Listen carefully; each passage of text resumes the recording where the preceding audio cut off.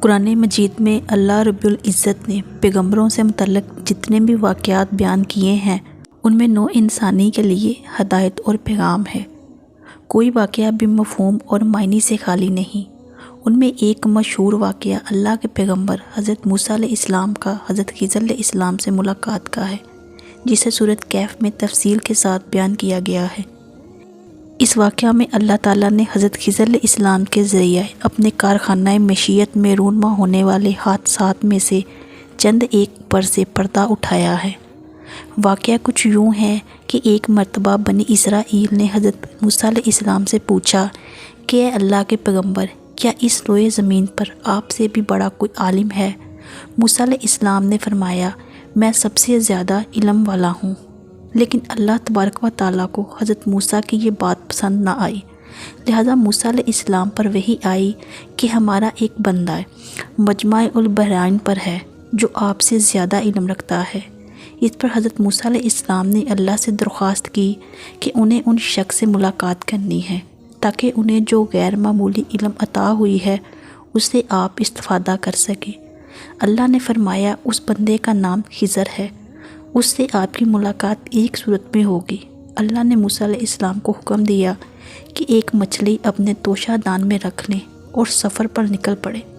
جس مقام پر یہ مچھلی گم ہو جائے گی اسی مقام پر وہ شخص آپ کو ملے گا۔ لہٰذا موسیٰ علیہ السلام نے مچھلی کو اپنے توشہ دان میں رکھا اور اپنے خلیفہ یوشع بن نون کو لے کر اس شخص کی تلاش میں نکل پڑے۔ چلتے چلتے جب آپ ایک دریا کے ساحل پر پہنچے تو آرام کرنے کے لیے وہاں کچھ دیر کے لیے لیٹ گئے اور حضرت موسیٰ کو نیند آ گئی۔ اچانک وہ مچھلی ٹوکری میں تڑپنے لگی اور اچھل کر اس دریا میں چلی گئی۔ آپ کے خلیفہ حضرت یوشع نے دیکھا کہ وہ مچھلی جس جگہ گری وہاں پانی ساخت ہو گیا اور ایک راستہ بن گیا۔ جب حضرت موسیٰ علیہ السلام بیدار ہوئے تو حضرت یوشع انہیں یہ عجیب واقعہ بتانا بھول گئے اور دونوں آگے چل دیے۔ جب دوسرے دن یاد آیا تو حضرت یوشع نے آپ کو سارا واقعہ سنایا۔ لہٰذا حضرت موسیٰ سمجھ گئے کہ یہ وہی مقام تھا جہاں اسے مرد صالحہ سے ملاقات ہونی تھی۔ لہٰذا آپ دونوں واپسی اسی راستے پر لوٹے اور اس مقام پر پہنچے تو دیکھا کہ وہاں ایک چٹان پر چادر اوڑھے ایک شخص بیٹھا ہے۔ وہ شخص حضرت خضر علیہ السلام تھے۔ حضرت موسیٰ نے انہیں سلام کیا اور اپنا تعارف کروانے کے بعد فرمایا کہ مجھے آپ وہ خاص علم سکھا دیں جو اللہ نے آپ کو عطا فرمایا ہے۔ حضرت خضر نے کہا، اے موسیٰ، یہ ممکن نہیں کیونکہ آپ صبر نہیں کر پائیں گے۔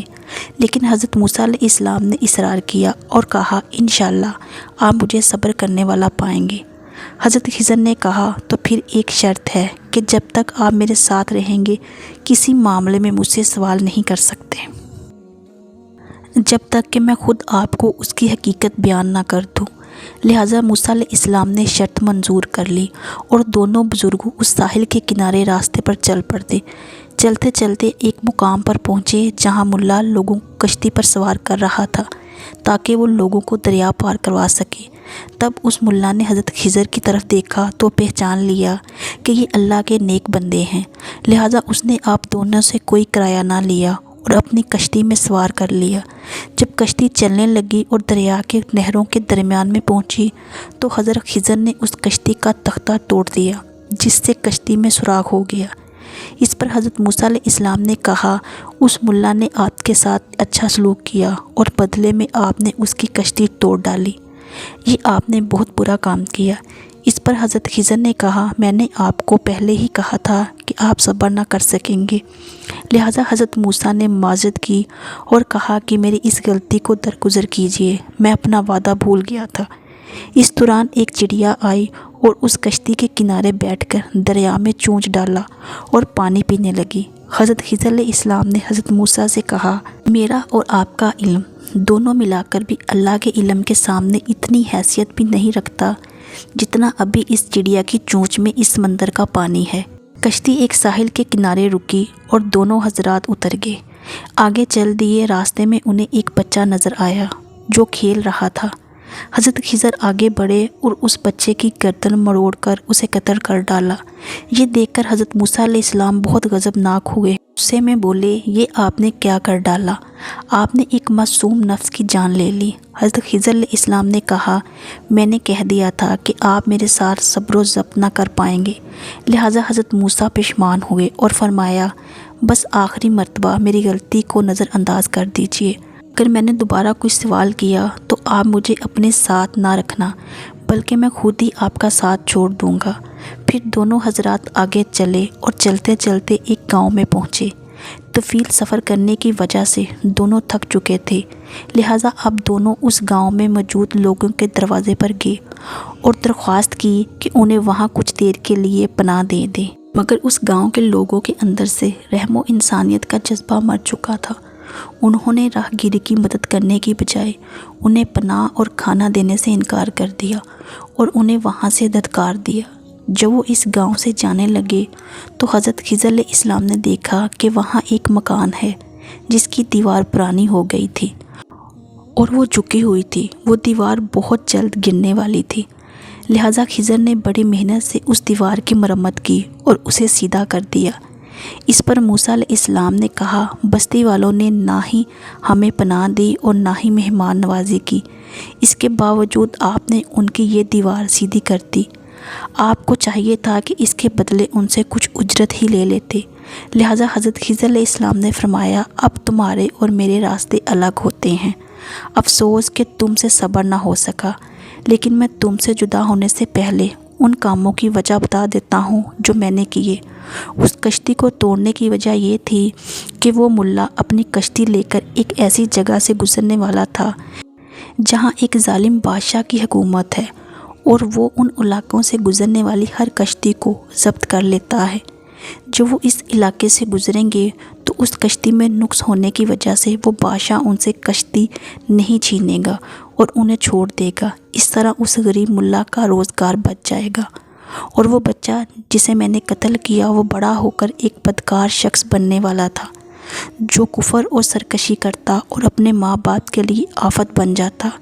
لہٰذا بحکم الہی میں نے اسے قتل کر دیا تاکہ اس کے ماں باپ اس کے فتنے سے محفوظ ہو جائیں، اور اب اللہ بدلے میں انہیں ایک نیک اور صالح اولاد سے نوازے گا۔ وہ دیوار جس کی میں نے مرمت کی، اس دیوار کے نیچے ایک خزانہ دفن ہے جو 2 یتیم بچوں کی وراثت ہے اور جسے اس کے باپ نے وہاں دفن کر دیا تھا۔ اگر وہ دیوار گر جاتی تو اس بستی کے لوگ وہ خزانہ لے لیتے، مگر اب وہ خزانہ محفوظ ہے، اور جب وہ یتیم بچے جوان ہوں گے تو انہیں وہ خزانہ مل جائے گا۔ اس طرح وراثت ان کے اصلی حقدار تک پہنچے گی۔ یہ سارے کام میں نے خود اپنی مرضی سے نہیں کیے، بلکہ یہ اللہ کا حکم تھا جس پر تم صبر نہ کر سکے۔ یہ وہ خاص علم تھا جسے علم لدنی کہا جاتا ہے، جو حضرت خضر علیہ السلام کو اللہ کی طرف سے عطا کیا گیا تھا۔ اس واقعہ سے یہ پتہ چلتا ہے کہ انسان کی ظاہری نگاہ جو دیکھتی ہے وہ اس سے اپنی مرضی کے نتائج سوچتا ہے۔ حقیقت کائنات کی ہر چیز میں اللہ کی وہ مصلحت کار فرما ہوتی ہے جو انسان کی سمجھ سے بالا تر ہے، اور اللہ کے ہر کام میں بہتری کا کوئی نہ کوئی پہلو چھپا ہوتا ہے۔ اس لیے جو بھی معاملہ پیش ہو، ہمیں اللہ کی رضا میں راضی ہو جانا چاہیے اور صبر و شکر کرنا چاہیے۔